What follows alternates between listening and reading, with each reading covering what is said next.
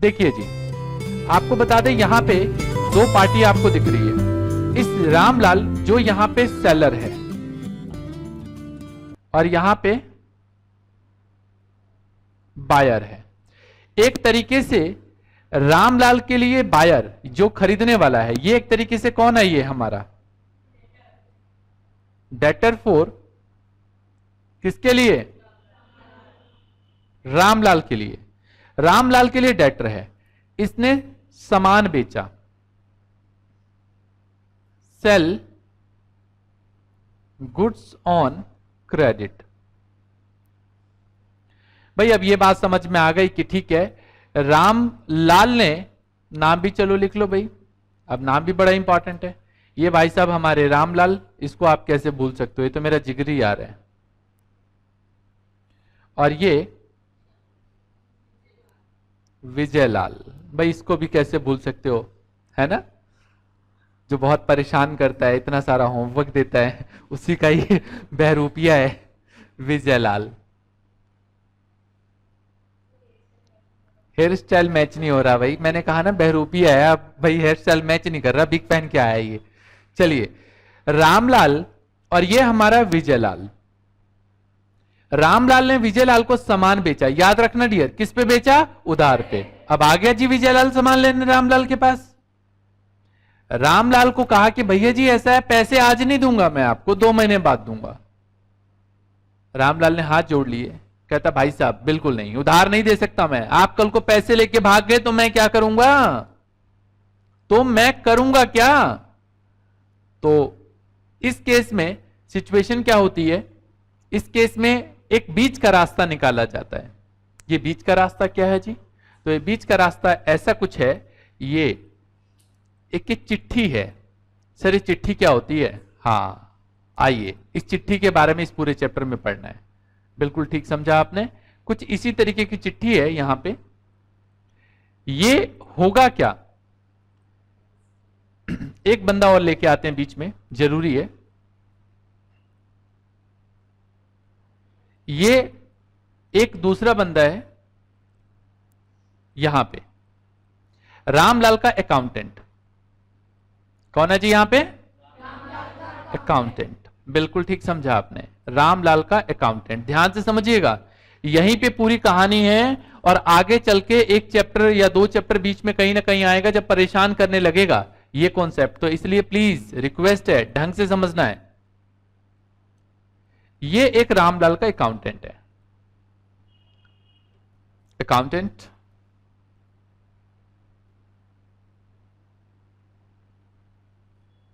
और इस भाई साहब का नाम है, चलो जी श्यामलाल, बड़े देर से बच्चे बोल रहे हैं, श्यामलाल। इस श्यामलाल को बोला गया कि भाई एक काम कर यार, ये बंदा कल को पैसे लेके भाग जाए तो मुझे भरोसा नहीं है इस बंदे पे, तो एक काम कर, एक लेटर लिख दूं। भाई ये लेटर क्या होता है? अभी बताऊंगा लेटर क्या होता है। इस लेटर को लिख और इस लेटर को दे दे। किसको दे दे? हाँ जी, हाँ जी, विजयलाल को दे दे भाई। ये लेटर विजयलाल को दे दिया जाएगा। इस लेटर का नाम है BR। भाई ये BR क्या होता है अब समझना है हमें। BR, ये लेटर बिल्कुल वैसे ही है जैसे कभी स्कूल जाने का आपका मन नहीं करता, होता है सर? बहुत होता है। एक तो आपका होमवर्क जान मार देती है, ऊपर से स्कूल जाने का बड़ा कम मन करता है। मैं जानता हूं, कोई नहीं, तो स्कूल जाने का बड़ा कम मन करता है। तो कभी कभी शाम को अपनी दोस्त को फोन किया, भाई जो भी जिगरी यार है, जो मतलब आपको पता है कि आपका काम मना नहीं करेगी या मना नहीं करेगा, भाई शाम को फोन किया और उसको बोला यार मन नहीं कर रहा मेरा कल स्कूल जाने का। कहती क्यों यार, तू क्यों नहीं आएगी? ये आएगा। यार मन नहीं कर रहा, बस ऐसे ही। तो तू ये काम करेगी? मान लो सपोज करो आपने अपनी फ्रेंड को फोन किया और बोला कि तू एक काम करेगी। उसने बोला बता क्या करना है? एक प्यारा सा लेटर लिख दे यार तू। वो लेटर नहीं, एप्लीकेशन होती है। एक काम करियो तू, मतलब एक एप्लीकेशन लिख और उस पर लिख मैं बीमार हूं आज, मेरे लिए, मैं कल बीमार हो जाऊंगी, मतलब क्योंकि स्कूल में नहीं होती बीमार ही हो जाऊंगी। और पापा के साइन, तेरे को इतनी बार प्रैक्टिस करवाई है मैंने अपने पापा के साइन की, ये किस दिन के लिए करवाई है?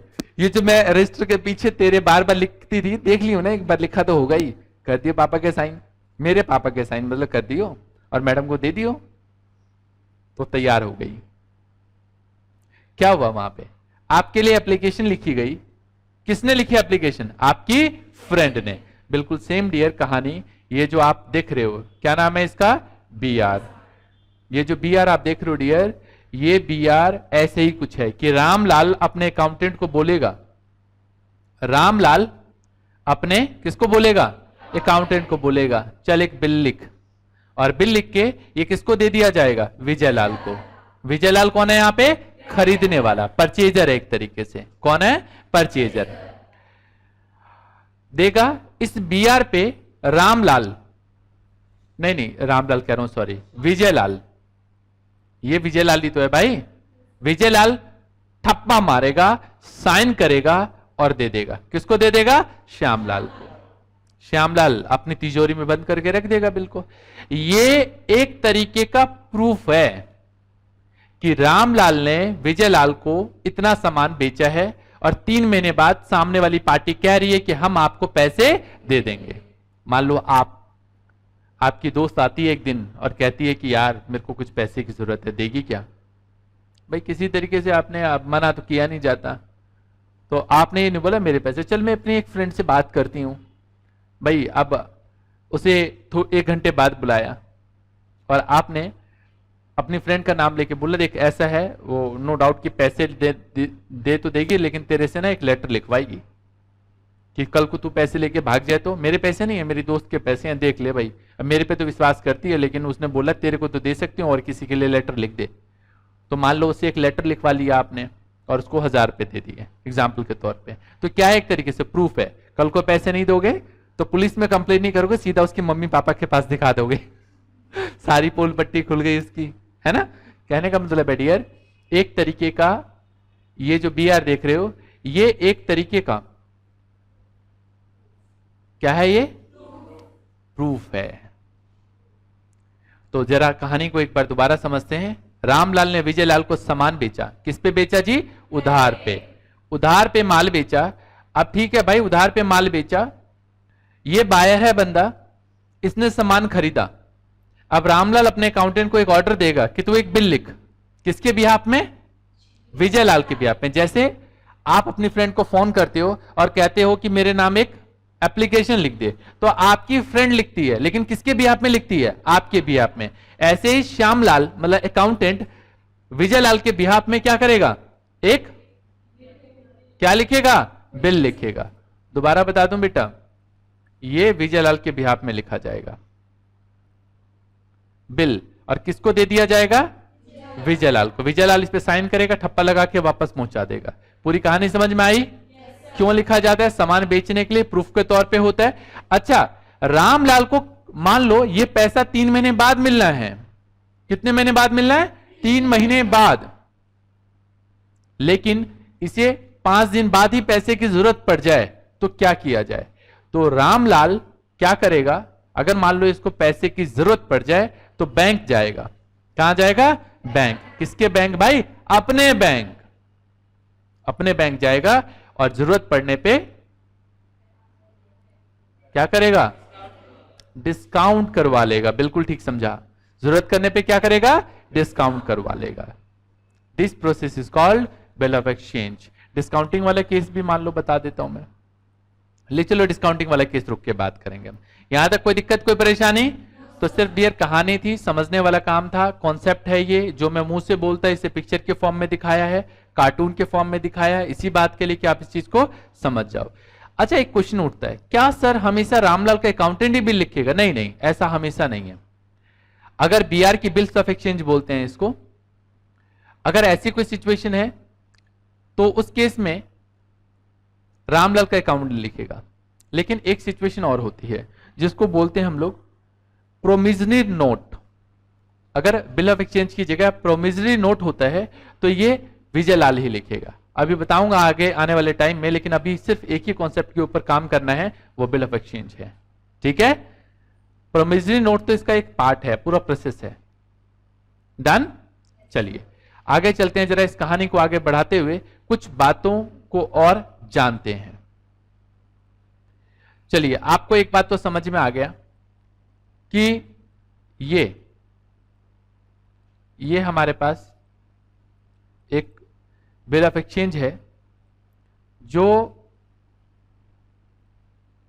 इस भाई साहब को लिखा गया और इस भाई साहब ने एक्सेप्ट करके अपने पास रख लिया। ऐसा ही है, ये बीआर इशू करेगा और बीआर इशू करने के बाद एक्सेप्ट कर लेगा। ये रामलाल और ये विजयलाल। अब मैं आपको एक बात यहीं बता देना चाहता हूं, जब कहानी बता ही रहा हूं तो फिर इससे ज्यादा सोचना क्या। अब ये लेटर जो एक तरीके से बिल जो बीआर है,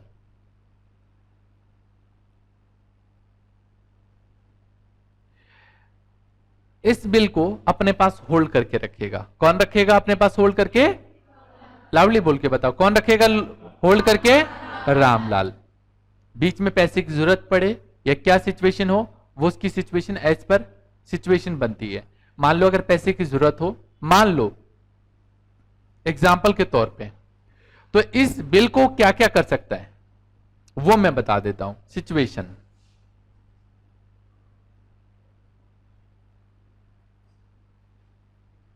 ध्यान से समझना जी। सिचुएशन क्या है? या तो पहली सिचुएशन, या तो होल्ड करेगा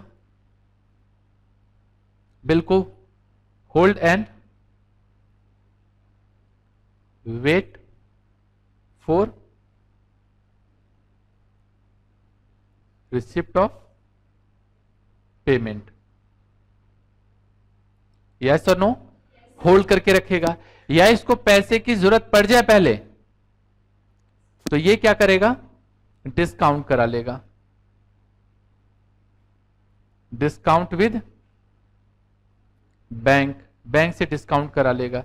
या कभी कभी क्या होता है, डर होता है, मान लो डिस्काउंट नहीं कराया, ऑप्शन है ये, ऑप्शन है ये।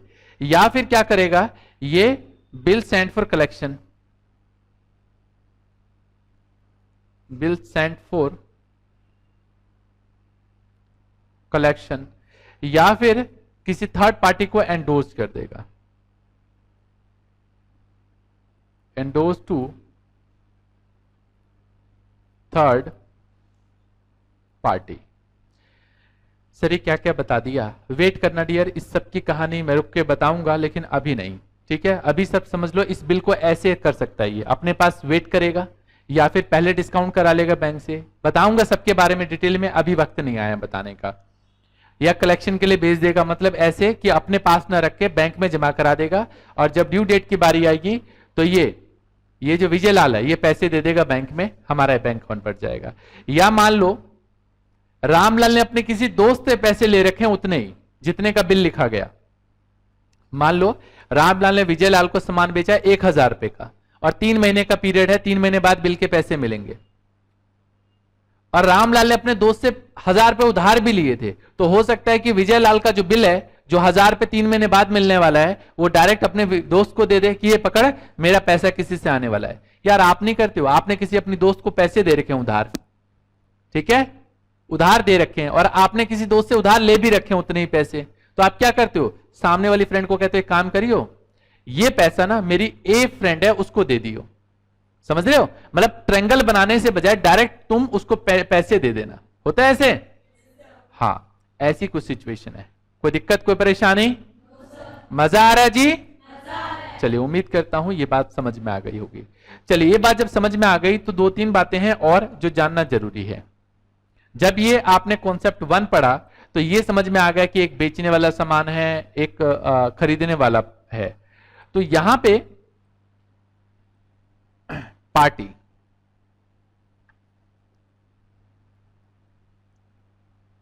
Party of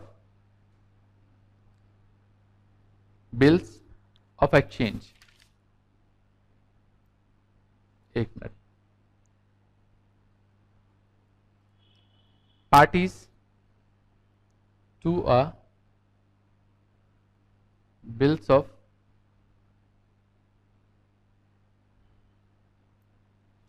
exchange. कौन कौन सी पार्टी होती है? सबसे पहला होता है ड्रॉअर। यहां पे ड्रॉअर रामलाल है जिसने बिल ड्रॉ किया। दूसरा एक होता है एक्सेप्टर, ये कौन है यहां पे? विजयलाल। और एक थर्ड पर्सन होता है जो पेई कहलाता है, ये विजयलाल भी हो सकता है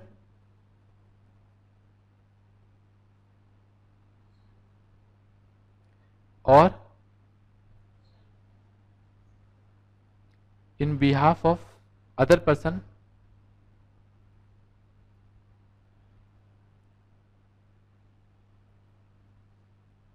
पेड इन बिहाफ ऑफ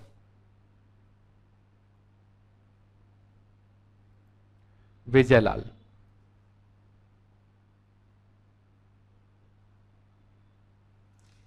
कहने का मतलब क्या है? ऐसा भी तो हो सकता है कि यहां पे विजयलाल ने सामान खरीदा और इसको किसी से पैसे उधार लेने थे, तो वो विजयलाल सीधा अपने दोस्त को फोन करके बोलता है कि देख तू मुझे पैसे देगा ना, वो डायरेक्ट मेरे को देने के बजाय किसको दे दियो? रामलाल को दे दियो। तो तीन पार्टीज होती हैं यहां पे। पहले पार्टी का क्या नाम है? दूसरे पार्टी का नाम? लाउडली बोल के बता। पहले पार्टी का नाम, दूसरी पार्टी का नाम, और तीसरी पार्टी जो है क्या है? पे। तो तीन पार्टीज होती है। क्लियर है बात ये? चलो जी, उम्मीद करता हूं ये बात समझ में आ गई होगी। जब ये बात पता चल गई आपको, तो एक बात और जानने की कोशिश करते हैं हम। सर ये बिल में लिखा क्या होता है? ये जो बिल है, इस बिल में लिखते क्या क्या है? कहने का मतलब क्या है कि ये जो बिल है इसमें कौन कौन सी बातें लिखी होती हैं? इस बिल में ये लिखा होता है, इस लेटर में लिखा होता है कि मैं प्रॉमिस करता हूं कि मैं 2 महीने बाद आपको 1000 रुपये लौटा दूंगा, ऐसे लिखा होता है। और उस पर विजयलाल अपने साइन करेगा, अपनी कंपनी के स्टैंप लगाएगा और दे देगा। ठीक है, आइए कॉन्सेप्ट नंबर 1 के बाद कॉन्सेप्ट नंबर 2 के ऊपर चर्चा करते हैं। कॉन्सेप्ट नंबर 2,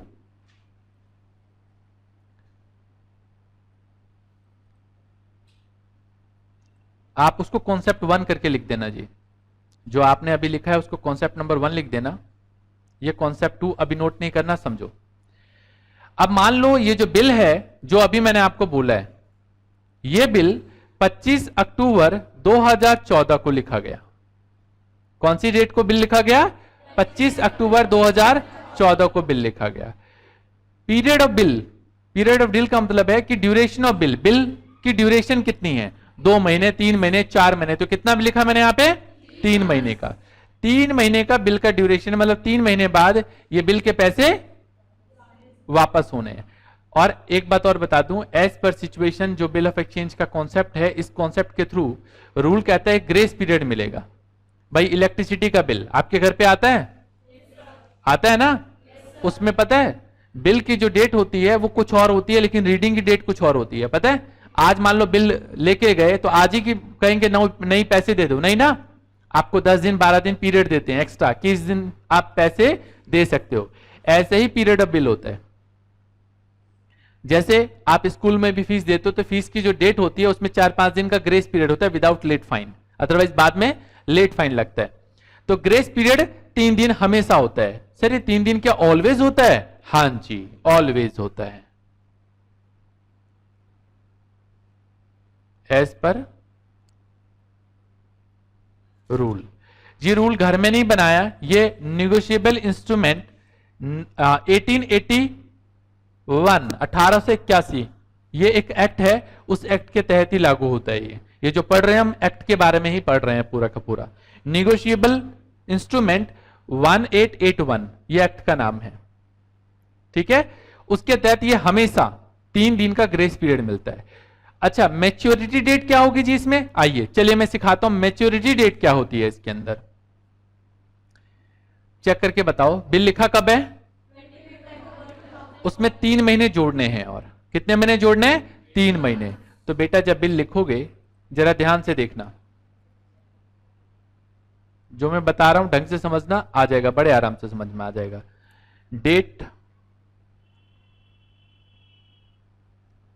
ऑफ बिल क्या है? बिल 25 अक्टूबर 2014। इसमें प्लस करना है आपने 3 मंथ्स।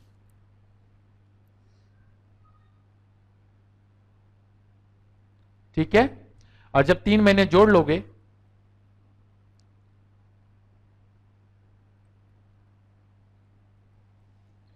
ये लो जी, 3 महीने जोड़ने हैं इसमें, और 3 महीने जोड़ने के बाद मुझे बताओगे 3 महीने बाद क्या आएगा? हाँ, 25 अक्टूबर के बाद, अक्टूबर छोड़ दो, अक्टूबर के बाद क्या आता है? नवंबर, दिसंबर और जनवरी। तो ये डेट आएगी 25 जनवरी 2015 की। और आपको 3 दिन और ग्रेस का मिलेगा, ग्रेस 3 डेज। तो डेट क्या आएगी जी? 28 जैन 2015। कोई दिक्कत है? इस कहानी को ये ऊपर भी मैंने बताया है। 25 अक्टूबर 2014 मैंने ये साल बदल दिया, मान लो 2014 को बिल लिखा गया। 3 महीने जोड़ोगे, मैंने अभी बताया 3 महीने जोड़ने के बाद क्या आ जाएगा? ये 25 जनवरी 2015 और 3 दिन ग्रेस के ऑलवेज जोड़ने हैं। कितना आ जाएगा? 28 जनवरी 2015, सॉरी 14 नहीं आएगा, ये 15 आएगा। अच्छा, एक क्वेरी आती है यहां पे। क्वेरी ये है कि अगर सर हॉलीडे पड़ गया तो क्या होगा? गेस्टेड हॉलीडे की बात करते हैं। अगर 28 जनवरी की बजाय 26 जनवरी पड़ जाता, सबको पता है इंडिया में छुट्टी रहती है सबकी, यस और नो? गेस्टेड हॉलीडे है तो रूल कहता है 26 नहीं 25 तारीख को, एक दिन पहले पैसे की डेट बनेगी। अगर छुट्टी का दिन रहा तो एक दिन पहले ही पैसे की डेट रखोगे। क्लियर है बात? ये मजा आ गया? गुड। तो आपने इस वाले में पढ़ा कि बिल की डेट क्या होती है, दूसरा पढ़ा पीरियड ऑफ बिल, कितने महीने का बिल है, फिर पढ़ा आपने अमाउंट ऑफ बिल, कितने महीने, मान लो कितने का बिल है तो 1 लाख रुपए का बिल है ये, जो 3 महीने बाद पेबल होगा। और मुझे वो डेट बतानी कि किस दिन बिल की पेमेंट होनी चाहिए। क्या बतानी है हमें? या लाउडली बोल दो ना थोड़ा सा। हमें मैच्योरिटी डेट बतानी है कि बिल की पेमेंट जो है ये किस दिन करेंगे। ये लो जी, मैच्योरिटी डेट बतानी है हमें। तो मैच्योरिटी डेट अभी निकाल के बताया मैंने आपको कि मैच्योरिटी डेट जो आ रहा है वो कितना आ रहा है? 28 जनवरी 2015। ये कॉन्सेप्ट 2 है। कोई दिक्कत इसमें? पहला कॉन्सेप्ट है हमारे पास, days of grace are not allowed when bill is payable on demand और ऑन साइट। ऑन डिमांड और ऑन साइट हो तो डेज ऑफ ग्रेस नहीं जोड़ते हैं। सर ऑन डिमांड और ऑन साइट क्या होता है? मान लो मैं बोलूं मुझे इस डेट की बिल लिख के दो, ये ऑन डिमांड हो गया। ऑन साइट का मतलब है जिस दिन मेरे पास बिल आएगा। अब ऐसा कोई है कि अभी बिल लिखा तो अभी एक्सेप्टेंस हो जाएगी? भाई आप एप्लीकेशन लगाते हो, प्रिंसिपल के पास कई बार रख के आते हो कि मुझे 2 दिन बाद छुट्टी चाहिए, तो क्या उसी से मैं हैंड टू हैंड कर देते हैं? नहीं ना, कहते हैं जाओ अपनी क्लास में हम देख के बताते हैं। ऐसा होता है? यस और नो? कुछ टाइम लगता है। तो ऑन साइट का मतलब है जब मेरे आंखों के सामने वो बिल आ जाएगा। किसके पास? ये जो ड्रॉअर है उसके आंखों के सामने आ जाएगा। तो ऐसी कोई सिचुएशन हो तो एट साइट की सिचुएशन कहते हैं हम। इस केस में days of grace not allowed. पहला कॉन्सेप्ट क्लियर है? सेकंड कॉन्सेप्ट में लिखा हुआ है when the period of bill is stated in days the calculation of maturity date will be in days. समझ रहे हो? अगर डेज में हो तो डेज में कैलकुलेट करोगे, मंथ में हो तो मंथ में कैलकुलेट करोगे। याद रखोगे बात ये? यस और नो? चलिए आइए एक एग्जांपल दिखाता हूं। नोट करने वाला काम नहीं है ये, अभी समझाने वाला मेन काम है। एग्जांपल ये मेरी तरफ से है। एग्जाम्पल 1, ध्यान से देखिएगा। हमने इस एग्जाम्पल में लिखा कि a bill dated 1 January 2013 is payable 60 days after date. इसमें ये तो नहीं लिखा ऑन डेट डिमांड है, ये तो नहीं लिखा एट साइट है, लिखा है क्या? नहीं, सीधा सीधा लिखा है आफ्टर डेट, इससे कोई मतलब नहीं है। मेच्योरिटी डेट क्या आ जाएगा? बिल की डेट क्या? 1 जनवरी 2013। कितने दिन जोड़ने हैं? 60 दिन। तो जोड़ो, जनवरी में कितने दिन होते हैं? 31। तो 60 दिन में से 30 दिन तो जनवरी के। यहां मैंने कैलकुलेशन बहुत अच्छे से समझाई है। जैसे कि 1 जनवरी 2013 का बिल है, कौन सी डेट का बिल है जी? 1 जनवरी 2013। इस डेट का तो आपके पास बिल ही है। हाँ जी, 1 जनवरी 2013 का आपके पास बिल है, 30 दिन, क्योंकि भाई जनवरी एक दिन, पहला दिन तो छोड़ दो, उसके बाद कितने बचे जनवरी में? 30 दिन। 30 दिन 28 दिन फरवरी के हो गए पूरे, क्योंकि साल कौन सा? 2013। 2013 में फरवरी 28 दिन का होगा। ओके, कितने दिन बचे और? 30 और 28 58। 58 और कितने दिन और चाहिए मुझे? 2 दिन। तो 2 दिन तो मार्च के हो गए, तो 2 मार्च की डेट आती है, और 3 दिन ग्रेस पीरियड के जोड़ोगे। कितने दिन जोड़ोगे ग्रेस पीरियड के? 3 डेज। ठीक है जी। जब 3 दिन ग्रेस पीरियड के जोड़ोगे तो आपके पास जो बिल की डेट आएगी वो कितने, कौन सी डेट आएगी? 5 मार्च आएगी। समझ में आया तरीका? तो अगर कैलकुलेशन इन डेज, ये जो निकाला मैंने, ये निकाला कैलकुलेशन इन डेज।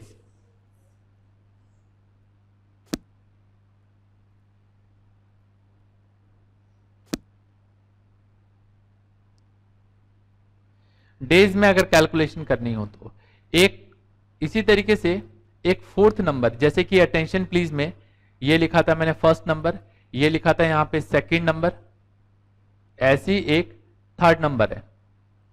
भाई 3rd नंबर क्या है जी? देखो 3rd नंबर में क्या लिखा हुआ है, जरा लाउडली पढ़ के बताएंगे मुझे, क्या लिखा है यहां पे?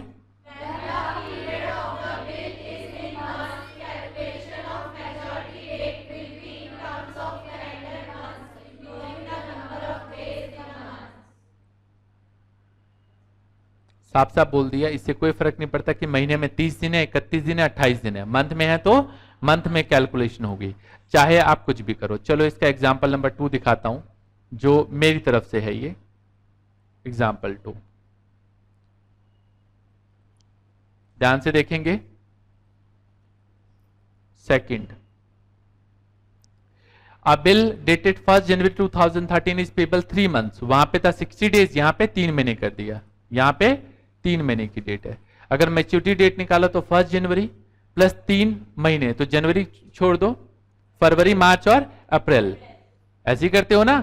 तो ये आ जाएगा हमारे पास 1 अप्रैल, और उसमें 3 दिन जोड़ोगे तो कितना आ जाएगा? 4 अप्रैल की डेट। कोई दिक्कत जी? सिंपल सा तरीका है यार, 3 महीने जोड़ो, जनवरी में कैलकुलेशन आ जाएगी। करके दिखाऊं क्या? क्लियर है बात ये? मजा आ गया जी? ये था हमारे पास एग्जाम्पल नंबर 2। आइए एक 4 नंबर हमारे पास और है, नोट नंबर। कहता है if the maturity date falls on a day which is a public holiday, the maturity date of the bill shall be preceding business day. एक दिन पहले, जो मैं भी बता नहीं रहा था आपको 26 जनवरी वाला केस, ये वो केस है। जैसे कि मैंने यहां पे एक एग्जाम्पल उठाया, एग्जाम्पल नंबर 3। मान लो मैच्योरिटी डेट आ जाती है 26 जनवरी 2013, तो ड्यू कौन सी डेट को हो जाएगा?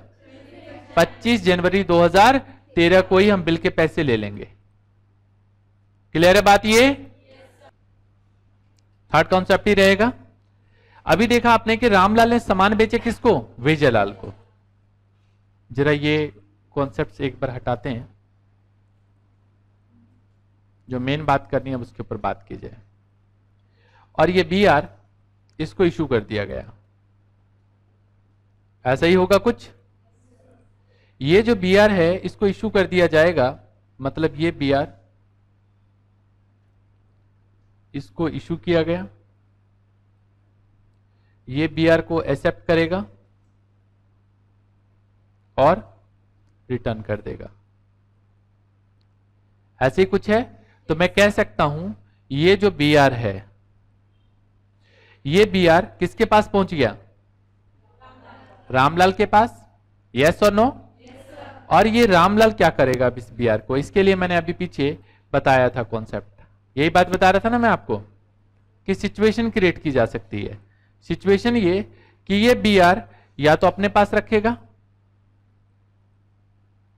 ऑप्शन कह लो यार, सिचुएशन या ऑप्शन।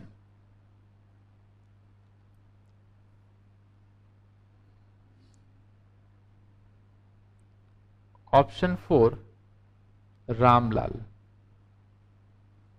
रामलाल के लिए क्या ऑप्शन होगा? ये बात इसलिए बता रहा हूं कि इसके बिना कंफ्यूजन बनी रहेगी आपकी, इसलिए जरूरी है जानना।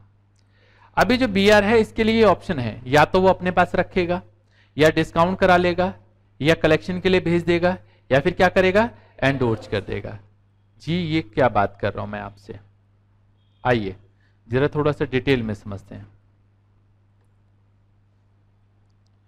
आपको पता है ये सेलर है और सेलर के पास बीआर पड़ा हुआ है, और बीआर की सिचुएशन के हिसाब से पहली सिचुएशन बनती है इसकी कि ये अपने पास होल्ड करके रखे।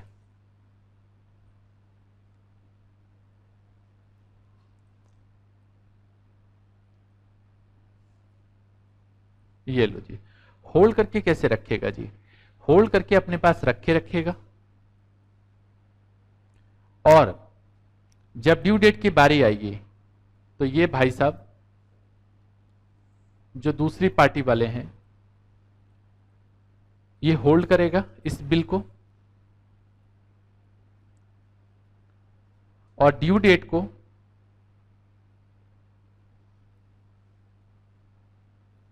रिसीव करेगा, ड्यू डेट को इससे अमाउंट रिसीव्ड हो जाएगा, और ये भाई साहब ड्यू डेट को क्या करेंगे, ये भाई साहब ड्यू डेट को क्या करेंगे जी, बोलिए। हाँ जी, ये ड्यू डेट को ये अमाउंट पे कर देंगे।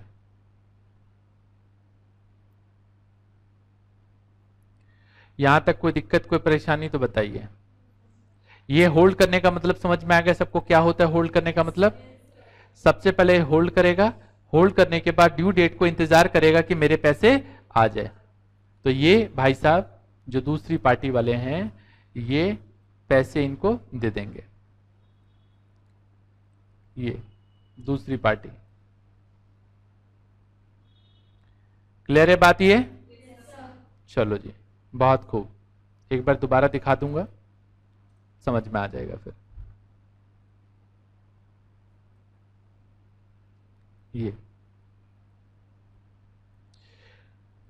ये रामलाल इसको सामान बेचता है, इसको पैसे देने हैं, ये होल्ड करके रखेगा इस बिल को जब तक होल्ड, कब तक होल्ड करेगा? ड्यू डेट तक, hold up to due date.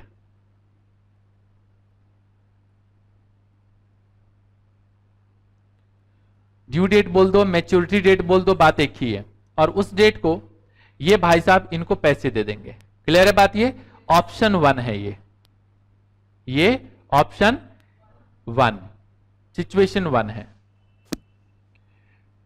Next situation create हो सकती है, बहुत इंपॉर्टेंट बात है जी,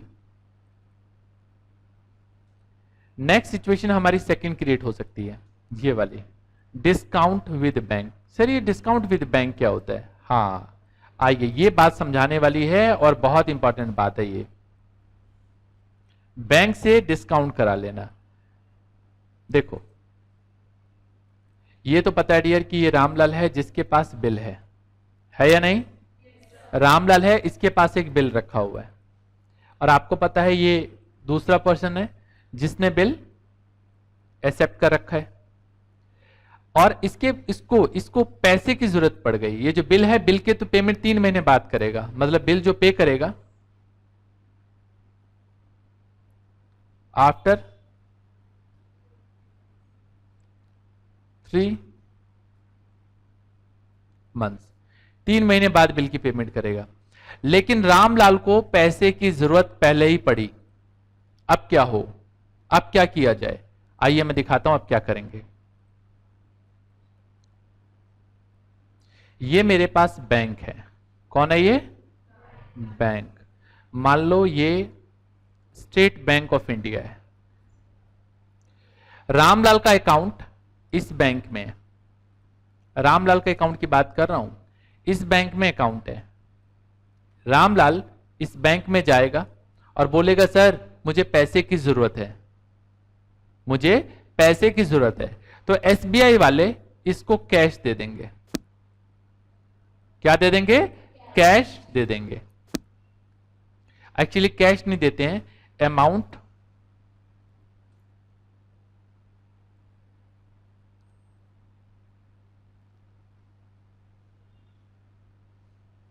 डिपोजिटेड इन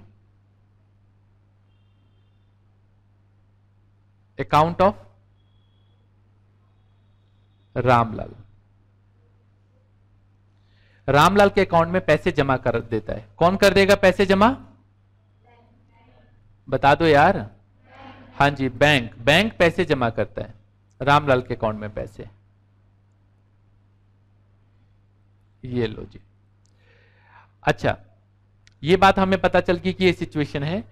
जब ड्यू डेट की बारी आएगी तो ये भाई साहब, जो दूसरे वाले भाई साहब हैं, ये वाले, ये क्या करेगा? बैंक को पे कर देगा। ड्यू डेट को क्या करेगा? ड्यू डेट को, बिल की पेमेंट किसको कर देगा? बैंक को कर देगा। पे टू बैंक।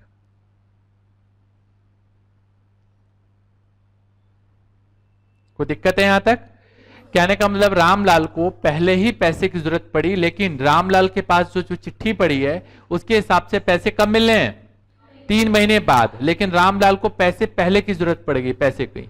तो रामलाल बैंक में जाएगा। बैंक वाले, क्योंकि ये इसका बैंक है, तो रामलाल के अकाउंट में पैसे जमा करा दिए जाएंगे। लेकिन एक राज की बात और बता दूं, मान लो ये बिल 10,000 रुपए का है, तो रामलाल 10,000 रुपए का बिल जमा करा देगा। कितने का बिल जमा करा देगा? 10,000 का बिल जमा करा देगा। और रामलाल के अकाउंट में मान लो 9,700 रुपए बैंक वाले जमा कर देंगे। 300 रुपए बीच में, जो 300 रुपए है ये डिस्काउंटिंग चार्ज है। रामलाल का ससुर जी कोई है बैंक का मालिक जो पूरे पैसे दे देगा? नहीं। तो डिस्काउंटिंग चार्ज काटेंगे बैंक वाले। और बैंक को कितनी पेमेंट मिलेगी उस भाई साहब से? हाँ, 10,000। आई राज की बात समझ में? उम्मीद करता हूं ये पूरी पिक्चर से समझ में आ गया होगा कहानी कैसे कैसे घूमती है। ये रामलाल, ये विजयलाल, ये यहां पे, ये ड्यू डेट से पहले ही अगर पैसे की जरूरत पड़ेगा तो ये बिल बैंक के पास जमा करा देगा। अब ये प्रॉपर्टी किसकी है? ये दे देगा, ये बिल दे ही देगा रामलाल। किसको? बैंक वालों को। गिरवी जमा कर, गिरवी रख देगा एक तरीके से, और रामलाल के अकाउंट में 9,700 रुपए जमा करा दिए जाएंगे। क्लियर है बात ये? और जब ड्यू डेट की बारी आई तो ड्यू डेट को पे कर देगा। कौन? ये विजयलाल। किसके अकाउंट में? रामलाल के अकाउंट में। रामलाल के अकाउंट में बेसिकली बोलेगा ये बिल का पैसा है, जमा करवा दे। अच्छा, कल को अगर बिल के पैसे नहीं देता सामने वाला बंदा, तो ये बैंक किसको जानता है? दोबारा बोलो, बैंक किसको जानता है? तो भैया रामलाल का कॉलर पकड़ेगा और कहेगा ला पैसे निकाल। ऐसे थोड़ा सा इतनी बदतमीजी तो नहीं दिखाएगा पहली बार में। पहली बार में तो हाथ ही जोड़ेगा, भैया जी वो आपका बिल डिसऑनर्ड हो गया है तो पैसे दे दो। क्लियर है बात ये? आइए तीसरा कॉन्सेप्ट समझाता हूं। ये जो थर्ड कॉन्सेप्ट है हमारे पास, बिल सेंट फॉर कलेक्शन। जी ये बिल सेंट फॉर कलेक्शन क्या है? हाँ, ये भी राज की बात है, सब राज की बात है। हाँ, सब राज की बात है, बिल्कुल ठीक कहा आपने। आइए ये भी राज की बात समझते हैं जरा। आप यहां पे पार्टीज पहले से जानते हो, पार्टी को, ये कहानियां नहीं है।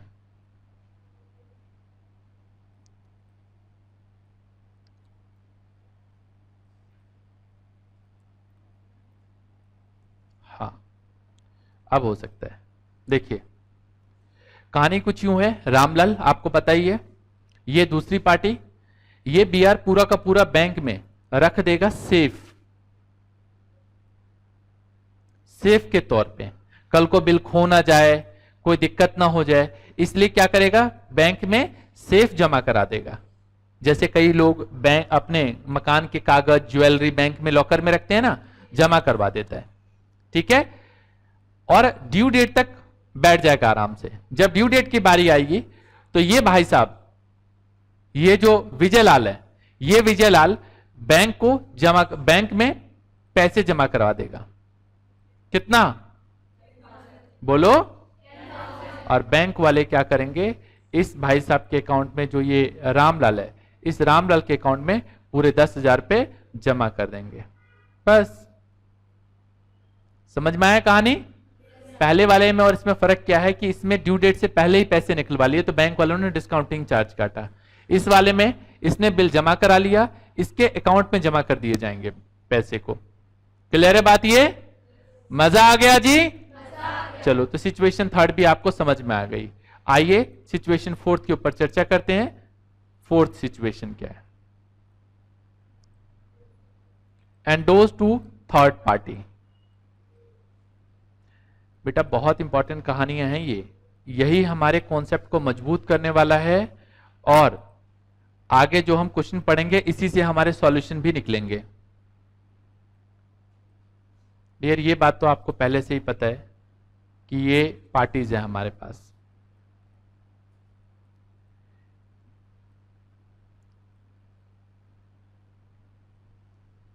ध्यान से देखना डियर, ये वाला कॉन्सेप्ट।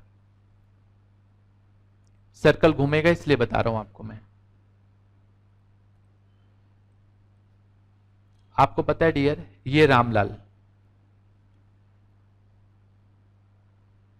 रामलाल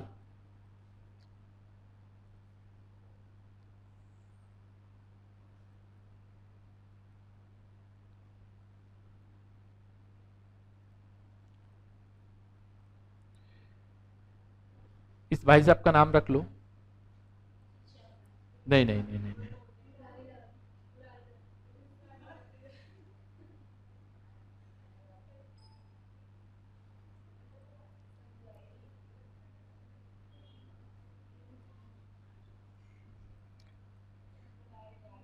एक मिनट बेटा, एक मिनट। अब रामलाल मुरारी लाल वाली कहानी खत्म करो, क्योंकि ये कंफ्यूज करेगा अब यहां पे, इसलिए डियर ध्यान रखना इस बात का। चलो कोई नहीं, आप लोगों ने लाल फैमिली इतनी बना ली है ना कि बस लाल फैमिली याद आती है।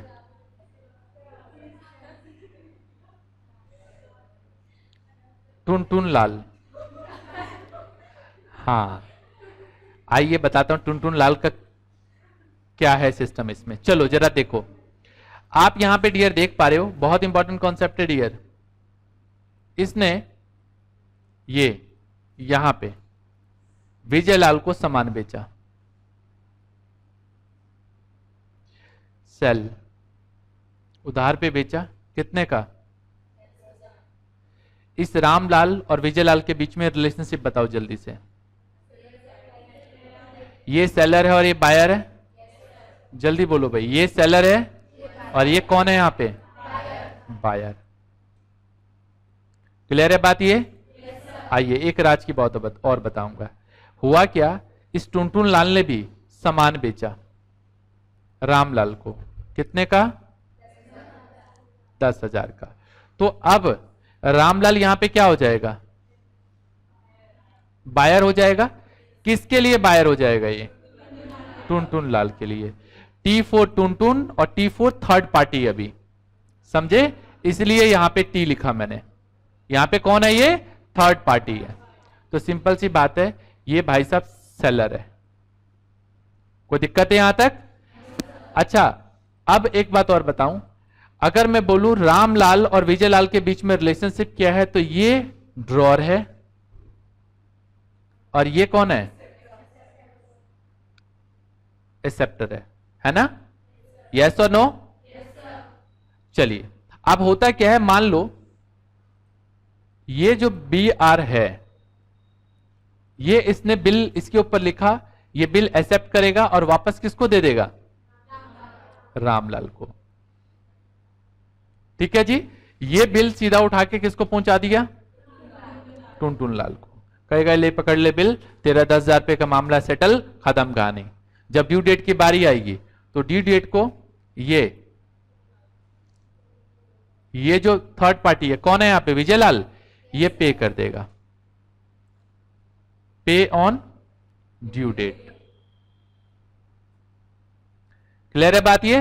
This situation is called transfer of bill.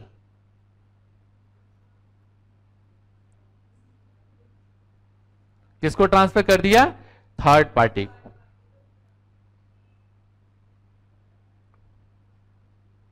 बेटा बहुत इंपॉर्टेंट कॉन्सेप्ट है, फिर बता रहा हूं। ये सारी कहानी लग रही होगी बड़े मजे आ रहे हैं कहानियां सुनने में, मजा भी आता है। बेटा जब क्वेश्चन करेंगे ना तो सारी चीजें रिमाइंड होनी चाहिए जो बताया है। तो ट्रांसफर का केस समझ में आया? तो इसके पास 4 ऑप्शन है, इस बिल को क्या कर सकता है। भाई पापा ने 100 रुपए दिए, आपकी मर्जी है, आप जाके गोलगप्पे खा लो, या इस 100 रुपए की कोई अच्छी सी किताब खरीद लो, ठीक है, या इस 100 रुपए को बचा के रख लो, वो आपके ऊपर है, आप क्या करना चाहते हो, ठीक है। या 1 महीने का रिचार्ज करवाओ नेट वाला और फेसबुक पे या फिर व्हाट्सएप पे लगे रहो, है ना, या गाने डाउनलोड करते रहो, ऐसे भी हो सकता है। हाँ जी, चलिए, तो मजा आ गया जी? गुड। ये बहुत इंपॉर्टेंट कॉन्सेप्ट थे, उम्मीद करता हूं ये सारी बातें आपको समझ में आ गई होगी।